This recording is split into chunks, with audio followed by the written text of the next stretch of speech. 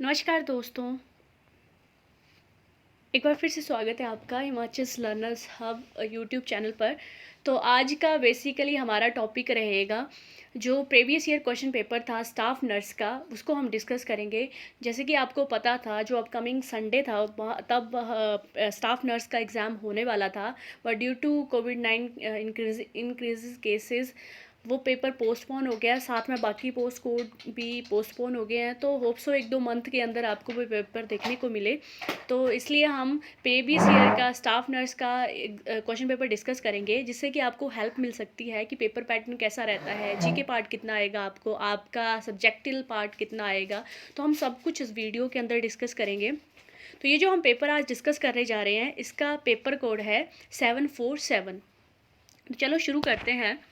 सबसे पहले हम जीके वाला पार्ट जो है वो सॉल्व करेंगे, और उसके बाद जो है आपका history, geography, Hindi, English, and last में हम सब्जेक्ट वाला पेपर सॉल्व करेंगे, राइट।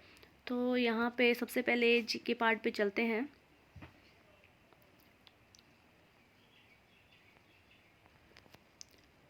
क्वेश्चन नंबर 121 से शुरू करते हैं। पहला क्वेश्चन है, the seals found at Indus valley sites are made of.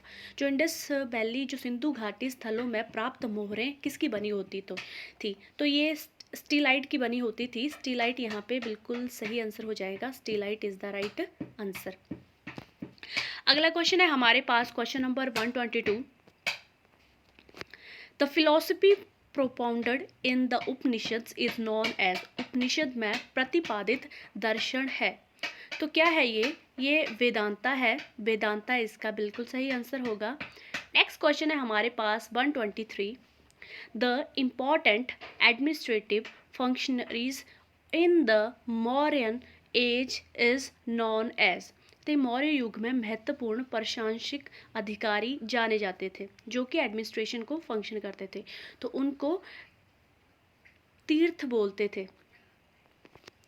तो ये जो तीर्थास थे, ये हाईएस्ट कैटेगरी थी मौर्यन के टाइम में एडमिनिस्ट्रेशन की। अगला क्वेश्चन है, who founded the Chola empire. कि चोला एम्पायर को किसने फाउंड किया था। तो ये विजयलय ने फाउंड आउट किया था चोला एम्पायर को। नेक्स्ट क्वेश्चन है, फिर से हिस्ट्री पार्ट है। द ओनली सल्तनत who declared himself Khalifa was. एकमात्र सुल्तान जिसने अपने आप को खलीफ घोषित किया था, वो कौन था। तो वो था मुबारक शाह खिलजी। मुबारक शाह खिलजी इसका सही आंसर होगा। नेक्स्ट है, the famous peacock throne originally belongs to. जो सुप्रसिद्ध मोर का जो थ्रोन होता है वो किससे संबंधित था। तो ये था शाहजहां से संबंधित। शाहजहां लगाते थे मोर का थ्रोन। नेक्स्ट है 127। Tipu Sultan was finally defeated at the hands of. जो टीपू सुल्तान था वो आखिर में किसके हाथों से पराजित हुआ था। तो ये जितने भी एंग्लो मैसूर वॉर्स थे, ये मैंने प्लेलिस्ट में आपको वीडियो मिल जाएगी एक, उसमें मैंने सारी वीडियोस डाली हुई है जो भी करंट में जितने भी टॉपिक्स से क्वेश्चन आ रहे हैं उन सभी से लेके, ठीक है। तो इस वीडियोज़ में आपको सब कुछ बताया मैंने कि फर्स्ट मैस्लो एंग्लोर वॉर कब हुआ था, किसने किया था, हैदर अली कौन था, कब हैदर अली की डेथ हुई थी, टीपू सुल्तान कब आया था, टीपू सुल्तान की डेथ कब हुई थी, और साथ में गवर्नर जनरल्स का भी। तो अगर आपने वो वीडियो नहीं देखी है तो प्लीज़ उस वीडियो को देखना, क्योंकि आई थिंक वो 7 से 8 मिनट्स की वीडियो है, और उसका आपको पूरा मतलब बाय ट्रिक जो है वो बताया गया है, बाय ट्रिक की हेल्प से। तो उसमें ईयर्स भी आपको लर्न हो जाएंगे। तो please go through that video. इसमें सही आंसर हो जाएगा लॉर्ड बेल्सले। जो लॉर्ड बेल्सले थे उनसे एक और इम्पॉर्टेंट क्वेश्चन आता है कि लॉर्ड बेल्सलेस ने एक सहायक संधि जो थी वो साइन की थी। कौन सी सहायक संधि, ठीक है। तो सहायक संधि इन्होंने साइन की थी। इससे मैक्सिमम टाइम क्वेश्चन ये पूछा जाता है लॉर्ड बेल्सले से रिलेटेड। अगर इंग्लिश में देखा जाए तो सहायक संधि को बोला जाता है सब्सिडियरी अलायंस। बाकी कुछ और स्टैटिक पॉइंट्स इनके देखे जाएं तो जो हैदर अली थे वो फादर थे टीपू सुल्तान के, और Haidar Ali second Anglo Mysore war में मारे गए थे, क्योंकि वो युद्ध में लड़ते लड़ते इतने घायल हो गए थे कि थोड़े टाइम बाद वो उनकी डेथ हो गई थी।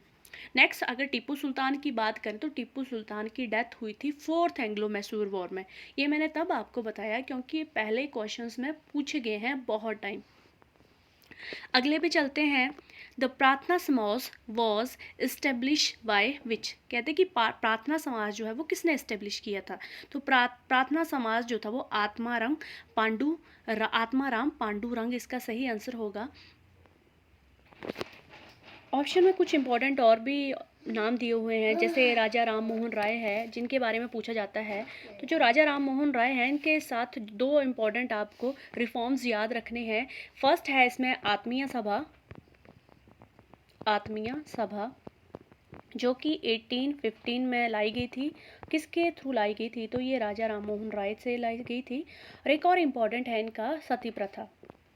जो सती प्रथा है उनका नाम भी राजा राम मोहन राय से ही जोड़ा जाता है। तो एक और इम्पॉर्टेंट है दैट इज़ वो है हमारे पास ब्रह्म समाज। बहुत बार पूछा जाता है ये ब्रह्म समाज और आर्य समाज। तो अगर इसके इस्टेब्लिशिंग ईयर की बात करें तो 1826 में इसका इस्टेब्लिशिंग ईयर हो जाएगा। एंड ब्रह्म समाज की बात होगी यहाँ पे। आर्य समाज के फाउंडर की बात की जाए तो आर्य समाज के फाउंडर थे स्वामी दयानंद सरस्वती। तो आई होप ये सारे पॉइंट्स आपको क्लियर हो गए होंगे। आगे चलते हैं। Block mountains have originated as a result of, किसके परिणाम स्वरूप ब्लॉक माउंटेन का निर्माण हुआ था। तो ये भ्रंशन के कारण हुआ था, फॉल्टिंग के कारण। अगला क्वेश्चन जो है वो है the horizontal movement of air is called, जो हवा की क्षैतिज चाल कहलाती है। तो क्या कहलाती है ये, विंड कहलाती है, विंड। नेक्स्ट क्वेश्चन है the largest island in Indian ocean is, Indian Hind महासागर में सबसे बड़ा द्वीप हमसे पूछा गया है। सबसे बड़ा द्वीप जो है वो मेडागास्कर है। ये रिपीटेड क्वेश्चन है, कई बार पूछा जाता है ये। अगला है question number 132 which is not a green house gas, कौन सी हरित घर गैस नहीं है। तो अच्छा कौन सी है, तो इसमें CO2 सबसे ज़्यादा इंपॉर्टेंट है, then methane, then CF, CS। तो जो बच गई वो थी नाइट्रोजन। अच्छा कई बार पूछा जाता है कि नाइट्रोजन जो है वो कितने % एटमॉस्फेयर में प्रेजेंट है, ये क्वेश्चन में मैक्सिमम टाइम देखने को मिलता है। तो नाइट्रोजन जो है वो 78% है, मतलब सबसे ज़्यादा परसेंटेज जो है वो नाइट्रोजन की है एटमॉस्फेयर में। उसके बाद आता है हमारे पास ऑक्सीजन, तो ऑक्सीजन है हमारे पास 21%, देन आर्गन है हमारे पास 0.09%, और कार्बन डाइऑक्साइड भी मैक्सिमम एग्जाम में देखने को मिली है जो कि है 0.04%। अगले क्वेश्चन की तरफ चलते हैं। Which of the following is a structurally the most stable region, निम्नलिखित में से कौन सा संरचनात्मक तौर पर सबसे ज़्यादा स्थायी क्षेत्र है। तो इसका सही आंसर हो जाएगा हमारे पास दक्षिण पठार, द डेक्कन प्लेट्यू, जो कि साउथ में लोकेटेड है। अगला क्वेश्चन है on which river the marble falls located, किस नदी पर संगमरमर प्रपात अवस्थित है। तो कौन सी रिवर पर है ये, नर्मदा रिवर पर हमें देखने को मिलेगा, राइट।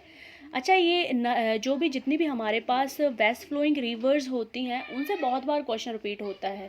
कई बार बोला जाता है कि कौन कौन सी बेस्ट फ्लोइंग रिवर्स हैं। बेस्ट फ्लोइंग रिवर्स मीन्स कि कौन सी अरेबियन सी पे जाती हैं, ठीक है।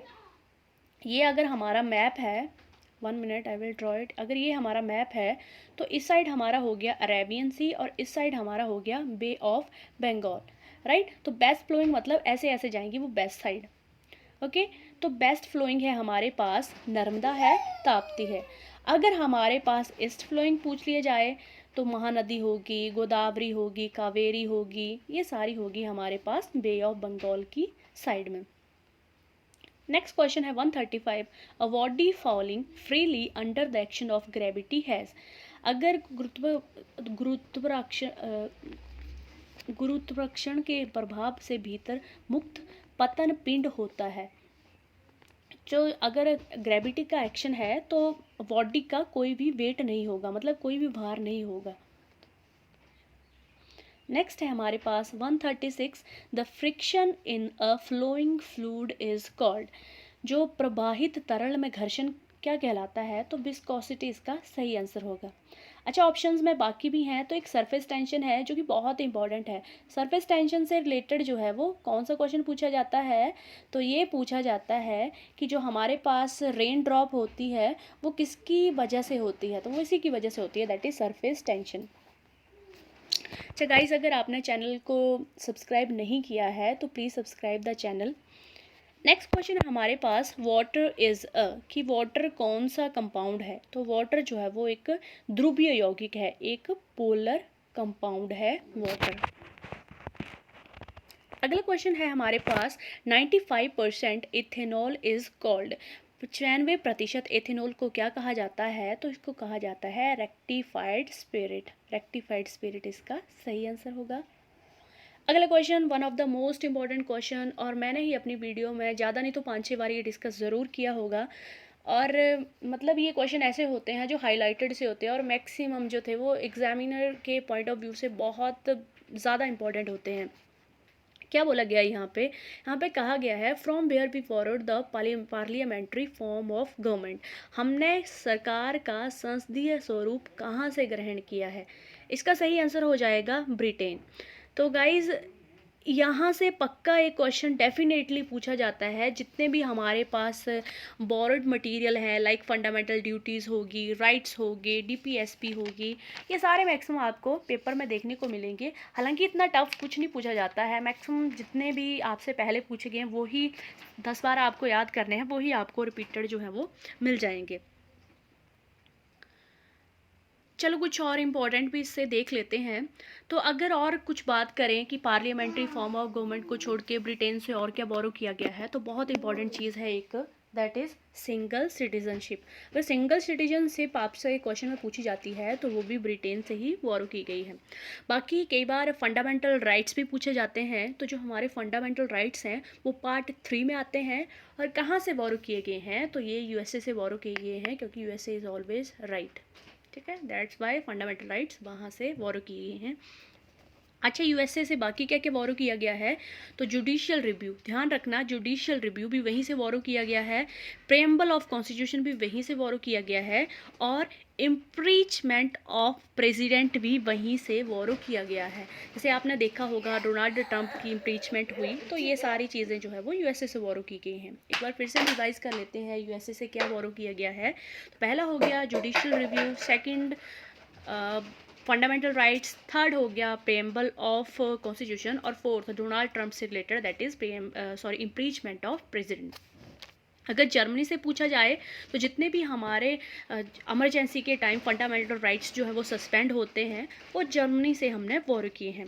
साउथ अफ्रीका से सिर्फ हमें ये याद रखना है कि अमेंडमेंट ऑफ कॉन्स्टिट्यूशन, राइट। और यूएसएसआर से एक चीज़ इंपॉर्टेंट रखनी है आपको, कि जो फंडामेंटल ड्यूटीज़ हैं जो कि हमारे पार्ट 4A में आती हैं, वो बोरो की गई हैं यूएसएसआर, दैट इज़ रशिया से। अच्छा, आयरलैंड से भी एक इम्पॉर्टेंट फैक्ट है, दैट इज़ कि जितने भी हमारे डीपीएसपी थे, that is directive of state of directive principle of states, जो थे वो हमारे आयरलैंड से बोरो किए गए थे, और जो कि पार्ट 4 में आते हैं। तो एक बार हम फिर से रिवाइज कर लेते हैं इनको। सबसे पहले आ गया हमारा जो क्वेश्चन में दिया गया था कि पार्लियामेंट्री फॉर्म, तो ब्रिटेन से। अच्छा, ब्रिटेन से एक और इम्पॉर्टेंट चीज़ आपको क्या याद रखनी है, तो वो होगी हमारे पास सिंगल सिटीजनशिप, राइट। और रशिया भी ऑप्शन में दिया गया है, तो रशिया से क्या हमने याद किया, फंडामेंटल ड्यूटीज़। यूएसएसआर को ही प्रेजेंट डे में रशिया बोलते हैं, क्या हुआ, फंडामेंटल ड्यूटीज़। अच्छा, आयरलैंड भी ऑप्शन में दिया गया है, हो सकता है आयरलैंड इन फ्यूचर आपसे पूछा जाए, तो आयरलैंड से हमने क्या किया है, डीपीएसपी। अच्छा, डीपीएसपी कौन से पार्ट में आता है, तो ये 4th पार्ट में आता है। बाकी ओके, बाकी यूएसए, अमेरिका भी ऑप्शन में दिया गया है, जो कि बहुत इंपॉर्टेंट है, जिसे बहुत कुछ बोरो किया है हमने। क्या क्या बोरो किया है हमने, फंडामेंटल राइट्स हो गए, प्रेम्बल ऑफ कॉन्स्टिट्यूशन हो गया, और डोनाल्ड ट्रंप से रिलेटेड इम्पीचमेंट ऑफ प्रेसिडेंट हो गया, और जुडिशियल रिव्यू। नेक्स्ट, बस यही आपको याद रखने हैं, क्योंकि यही पूछे गए हैं अब तक। नेक्स्ट है, what type of writs is not issued under Indian constitution, कि इंडियन कॉन्स्टिट्यूशन के अंदर कौन से टाइप के रिट्स नहीं कॉन्स्टिट्यूट की जाती हैं। तो सबसे पहले पता होना चाहिए कि रिट्स कितने टाइप की होती हैं, ये 5 टाइप की होती हैं रिट्स, और इस क्वेश्चन का सही आंसर होगा injunction. Injunction is the right answer. Next question है, who administered the oath of the office of president. तो तो राष्ट्रपति को पद की शपथ कौन दिलवाता है? ये जी हम दिलाते हैं हमारे CJI, that is chief justice of India. अगर चीफ जस्टिस की बात की जाए कि चीफ जस्टिस को कौन वो दिलाता है, देन प्रेसिडेंट, और अगर प्रेसिडेंट की बात की जाए देन CJI। अगला क्वेश्चन है what is the retirement age of जज ऑफ सुप्रीम कोर्ट? जो सुप्रीम कोर्ट का जज होता है उसकी रिटायरमेंट एज पूछी है, तो ये 65 ईयर्स है, राइट? या तो उनका कार्यकाल खत्म हो जाए या तो 65 ईयर्स, दोनों में से कुछ भी हो सकता है, वही आपको ऑप्शन में टिक करना है। अगला क्वेश्चन है the purpose of devaluation is, अवमूल्यन का हेतु है, तो ये है निर्यात को बढ़ावा देना, इनकरेज एक्सपोर्ट इसका सही आंसर होगा। एक्सपोर्ट मतलब निर्यात, इंपोर्ट मतलब आयात। अगला क्वेश्चन है हमारे पास question number 144, capital market regulator is, क्या है? पूंजी बाजार का नियम करता है, तो ये सेबी करता है, सेबी इसका बिल्कुल सही आंसर होगा। अगले रीजनिंग के क्वेश्चंस हैं, तो रीजनिंग के क्वेश्चन कुछ ज़्यादा टफ नहीं थे, 2 क्वेश्चन थे आई थिंक, और चलिए आई थिंक ये आप कर लोगे। अगला क्वेश्चन है 147, which is the largest district of Himachal Pradesh? Area wise पूछा है, right? Largest district of Himachal Pradesh, तो एरिया वाइज तो लाहौल स्पीति सबसे लार्जेस्ट है। अच्छा, अगर पॉपुलेशन वाइज जो है वो सबसे स्मॉलेस्ट पूछा जाता तो तब भी आंसर होना था हमारे पास लाहौल स्पीति। अच्छा, अगर एरिया वाइज आप पे ऑप्शन में नहीं होता, लार्जेस्ट डिस्ट्रिक्ट पूछी होती, तब आपका आंसर हो जाना था कांगड़ा। डेंसिटी वाइज पूछा जाता कि जनसंख्या घनत्व कितना, कौन सी डिस्ट्रिक्ट का सबसे ज़्यादा है, देन हो जाएगी हमारी city, that is Hamirpur town, sorry, okay. और एक और क्वेश्चन पूछा जाता है कि हिमाचल की डेंसिटी पूछी जाती है कई बार, तो 1 2 3 इसका सही आंसर हो जाएगा। नेक्स्ट को क्वेश्चन पे चलते हैं, which district of Himachal Pradesh has lowest scheduled tribe population? Himachal Pradesh के कौन से जिले में अनुसूचित जनजाति की जनसंख्या सबसे कम है? शेड्यूल्ड ट्राइब पूछी है इसमें, तो शेड्यूल्ड ट्राइब की सबसे कम जनसंख्या है ऊना में, सबसे ज़्यादा है चंबा में। अगला है इंद्रहास हार पास कनेक्ट्स कांगड़ा विद, जो इंद्रहार दर्रा है वो कांगड़ा को किससे जोड़ता है? तो ये जी कांगड़ा को जोड़ता है भरमौर के साथ, Kangra to Bharmour. Next question है HPGK का हमारे पास, हनुमान टिब्बा इन हिमाचल प्रदेश इज, कि हिमाचल प्रदेश में हनुमान टिब्बा नाम की जगह है वो क्या है?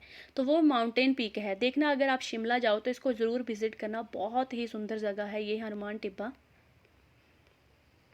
अगले पे चलते हैं 151 is Pin valley national park is located in which district of Himachal Pradesh? जो पिन वैली नेशनल पार्क है वो हिमाचल प्रदेश की कौन सी डिस्ट्रिक्ट में है? तो ये नन ऑफ दिस इसका सही आंसर हो जाएगा, क्योंकि इसका आंसर होना था लाहौल स्पीति में है। एक और नेशनल पार्क पूछा जाता है हमारे से पेपर में, that is the great Himalayan national park, जो कि कहाँ पे है? जो कि कुल्लू में हमारा स्थित है।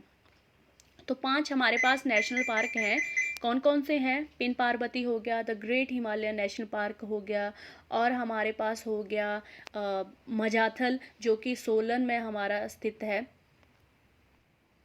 सॉरी मजाथल नहीं होगा इसमें, सिमलीपाल होगा, राइट, जो कि सिरमौर के अंदर स्थित है। ठीक है, तो कौन कौन से हुए हमारे पास? Great Himalaya national park Kullu में है, पिन पार्वती नेशनल पार्क लाहौल स्पीति में है, खीर गंगा नेशनल पार्क जो कि कुल्लू में है, और इंद्रकिला नेशनल पार्क जो कि कुल्लू में है। Last but not the least Similipal national park जो कि हमें मिल जाएगा सिरमौर में। और जो मैंने बताया आपको मजाथल, तो वो सोलन में ही है, बट वो नेशनल पार्क नहीं है।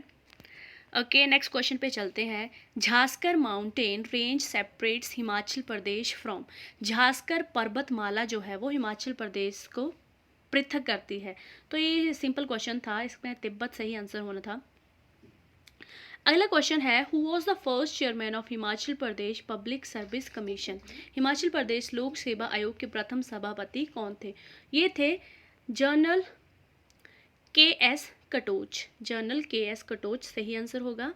नेक्स्ट है, in which year was the big landed state and land reform acts passed in Himachal Pradesh? Himachal Pradesh में किस वर्ष बड़ी भूमि संपत्ति तथा भूमि सुधार अधिनियम पारित हुआ था? ये तो 1954 इसका सही आंसर होगा, 1954 इज द करेक्ट आंसर। अगले क्वेश्चन पे चलते हैं, Getty theatre was opened in Shimla by the British in. Getty theatre कब ओपन किया गया था? तो गेटी थिएटर हमारे पास ओपन किया गया था 1887 के अंदर। अच्छा, जो पहला जो प्ले था गेटी थिएटर में वो कौन सा था? तो वो था टाइम विल टेल। ये भी पूछ लिया जाता है कई बार, तो ये ध्यान रखना आप, टाइम विल टेल समय बताता है।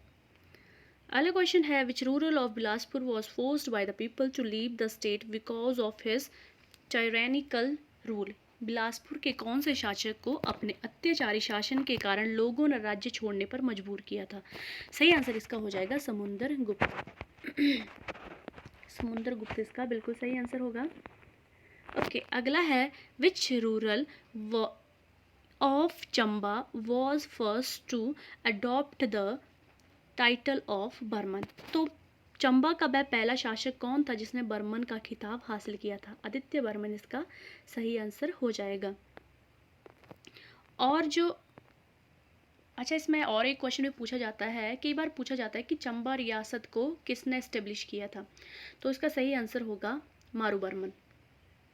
और अगर चंबा शहर को पूछा जाए तो चंबा शहर को जो था वो साहिल बर्मन ने एस्टेब्लिश किया था। कब? 550 AD।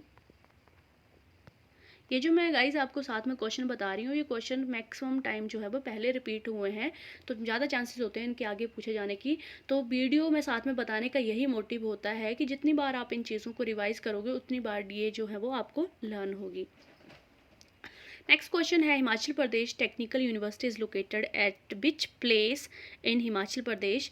तो कहते हैं कि हिमाचल प्रदेश में किस जगह पर हिमाचल प्रदेश टेक्निकल यूनिवर्सिटी स्थित है? ये हमीरपुर में स्थित है।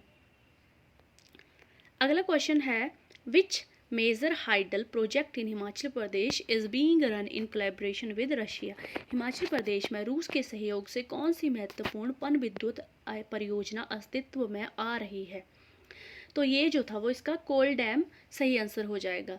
अच्छा, कोल डैम जो है वो हमारा बिलासपुर में स्थित है। अच्छा, इसकी एग्जीक्यूटिंग एजेंसी कौन है? तो इसकी एग्जीक्यूटिंग एजेंसी हमारे पास NTPC, ठीक है, NTPC national thermal power corporation. Kol dam जो है वो रशिया की हेल्प से जो है वो चलाया जा रहा है।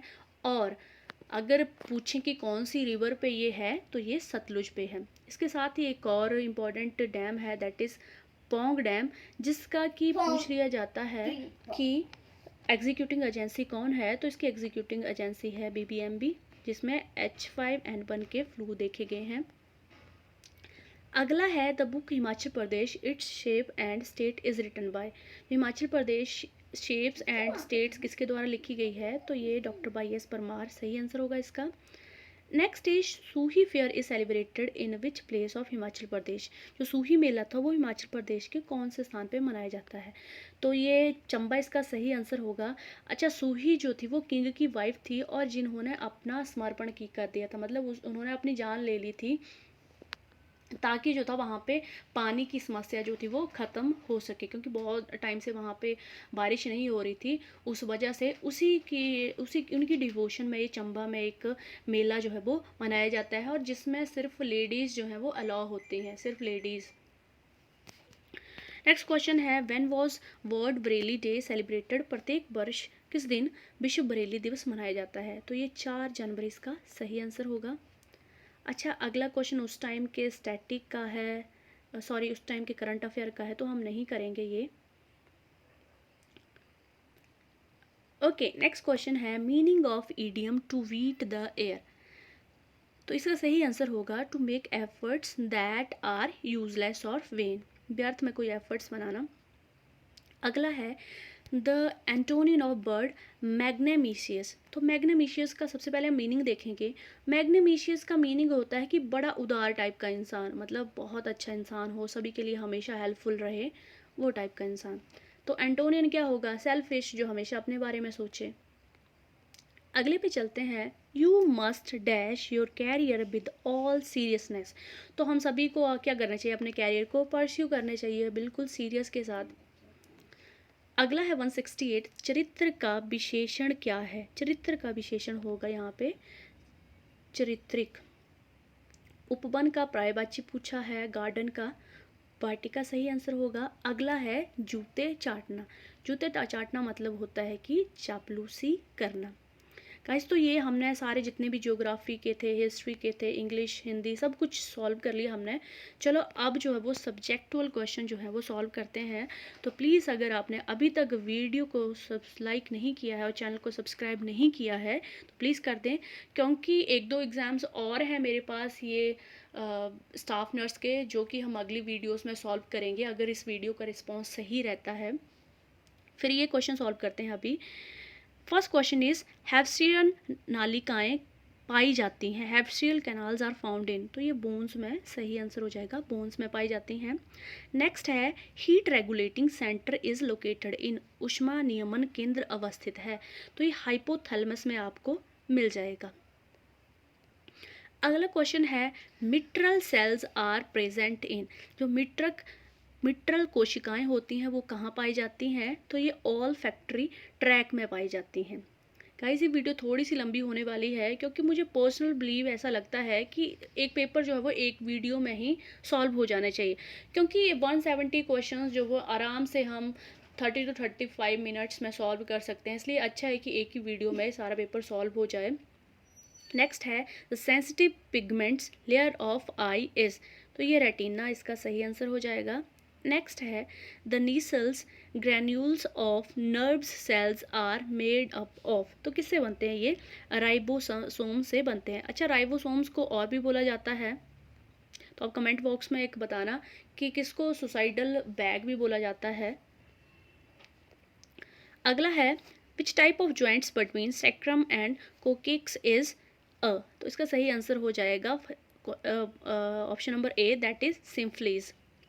अच्छा, सिम्पलीज एक डिसीज़ भी होती है जो कि बैक्टीरिया के थ्रू होती है, और ये हमारे सेक्सुअल कॉन्ट्रैक्ट के कारण जो है वो ट्रांसफ़र होती है, तो ये भी क्वेश्चन में पूछी जाती है, इसको भी ध्यान में रखना थोड़ा। नेक्स्ट है the main solute component of urine is, urea होगा इसका सही आंसर। अगला है द साइट ऑफ ऑजिनिसिस इज, तो सही आंसर इसका हो जाएगा हमारा ओवरी। अच्छा, एक क्वेश्चन और है इसमें, आपको बताना है कि जो हमारे पास मेल होते हैं उनमें कौन सा हार्मोन पाया जाता है, और जो हमारे पास फीमेल्स होते हैं उनमें कौन सा हार्मोन जो है वो पाया जाता है। ठीक है, तो एक टेस्टोजन भी है इसमें से, तो आपको कमेंट बॉक्स में बताना है कि मेल और फीमेल में कौन सा जो है वो हार्मोन पाया जाता है। अगला क्वेश्चन है bone is a example of, bone किसका एग्जाम्पल है? तो ये कनेक्टिव टिश्यूज का एग्जाम्पल है। Next question number 10, afferent nerve fibres carry impulses from, सही आंसर हो जाएगा इसका बी पार्ट। नेक्स्ट क्वेश्चन है length of male urethra is approximately, नर मूत्र मार्ग की लंबाई लगभग क्या है? तो 18 से 20 सेंटीमीटर है इसकी लंबाई। अगला क्वेश्चन है विच bacteria is normally present in vagina, योनि में सामान्यतः कौन सा बैक्टीरिया पाया जाता है? सी इसका बिल्कुल सही आंसर हो जाएगा। नेक्स्ट क्वेश्चन है the blood group was first discovered by, blood group first discover किसने किया था? तो ये होगा कार्ल लैंडस्नेर। अच्छा, इसमें एक और इम्पॉर्टेंट क्वेश्चन है, कई बार पूछा जाता है कि जो सेल है वो किसने डिस्कवर किया था, सेल फर्स्ट टाइम। ठीक है, तो आंसर मैं बता देती हूँ इसका होगा एटॉन वॉन ल्यूमैन, जिन्होंने सेल जो था वो डिस्कवर किया था। अगला क्वेश्चन है question number 14, which of the following arteries primarily feed the anterior wall of heart, C इसका सही आंसर हो जाएगा, that is left anterior descending artery. 15 है अगला, the term respiration refers to, तो सही आंसर हो जाएगा यहाँ पे all of this is the correct answer. Question number 16 है हमारे पास, which of the statement was the client to the nurse indicates is a risk factor for coronary artery disease, इसका सही आंसर होगा D part, I smoke 1.5 packs of cigarettes per day. Next question हमारे पास, which complication of cardiac catheterization should be nurse monitor for in the initial 24 hours after the procedure. तो सही answer होगा इसका B, thrombus formation. अगला question है हमारे पास क्वेश्चन नंबर 18, और 18 का सही आंसर होगा हमारे पास A, that is decreasing in level of consciousness. अगला क्वेश्चन देखते हैं 19 is which drug is used in the treatment of hyperthyroidism. तो सही आंसर होगा इसका C part, that is Lugol's solution. अगला क्वेश्चन है क्वेश्चन नंबर 20। तो 20 क्वेश्चन है, a nurse enters a client room to discover that client has no pulse and respiration. After calling for help, the first action the nurse should take is, तो इसका सही answer होगा establish an airway. अगला question देखते हैं question number 22 is Kussmaul breathing is associated with. तो ये diabetic से एसोसिएटेड होती है। अगला क्वेश्चन हमारे पास क्वेश्चन नंबर 22, तो इसका सही आंसर हो जाएगा हमारे पास A, that is adrenal gland. Next है Babster test is done to diagnose. तो ये सही आंसर होगा इसका हियरिंग लॉस। अच्छा, एक इवोला टेस्ट भी होता है हमारे पास जो कि कैंसर को फाइंड आउट करने के लिए किया जाता है। अगला है nurse patient ratio in ICU should be for 24 hours. तो 1:1 इसका सही आंसर होगा। नेक्स्ट है complications of myocardial infarction includes. तो ये all of the D is the सही आंसर होगा इसमें। अगला क्वेश्चन है हमारे पास fracture within the last inch of distal radius is known as. तो इसको बोला जाता है कोल्स फ्रैक्शन।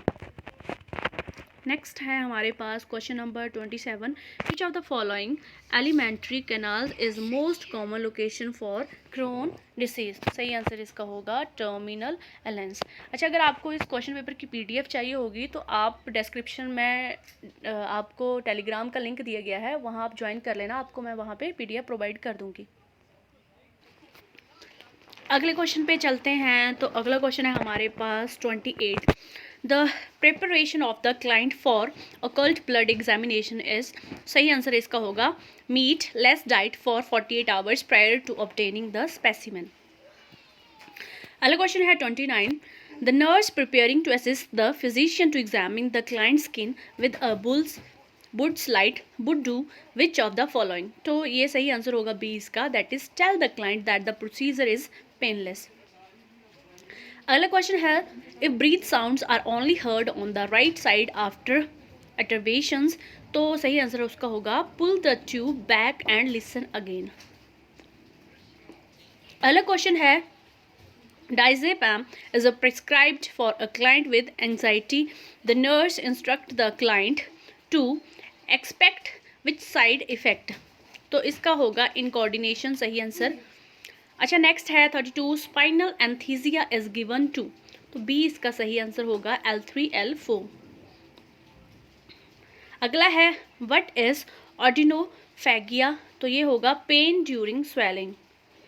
नेक्स्ट हमारे पास है 34, which hereditary disease is most closely linked to aneurysm. सही आंसर होगा इसका मार्फान सिंड्रोम।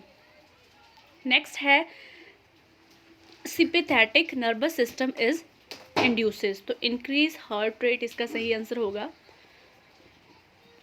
अगला है ECG changes in myocardial infections in. तो एसटी सेगमेंट एलिवेशन सही आंसर होगा इसका।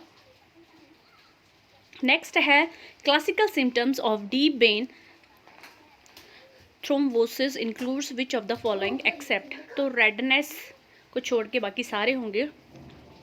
अगला है how a nurse will teach breathing exercise for a patient with chronical bronchitis. तो बी इसका सही आंसर होगा। नेक्स्ट पे चलते हैं हम। A nurse is taking care of patient with DVT and she must be aware that venous emboli with a lodged in। तो ये lungs सही आंसर होगा इसका। अगला है अगले का सही आंसर होगा विटामिन ए। ठीक है। Next is a patient with got should follow what type of diet. तो लो प्योरिन डाइट जो है वो इसका सही आंसर होगा। अच्छा, नेक्स्ट क्वेश्चन का सही आंसर होगा, नेक्स्ट क्वेश्चन है patient is suffering from broken jaw, which food would be the most beneficial for the patient. Soup, pudding and ice cream इसका सही आंसर होगा। नेक्स्ट है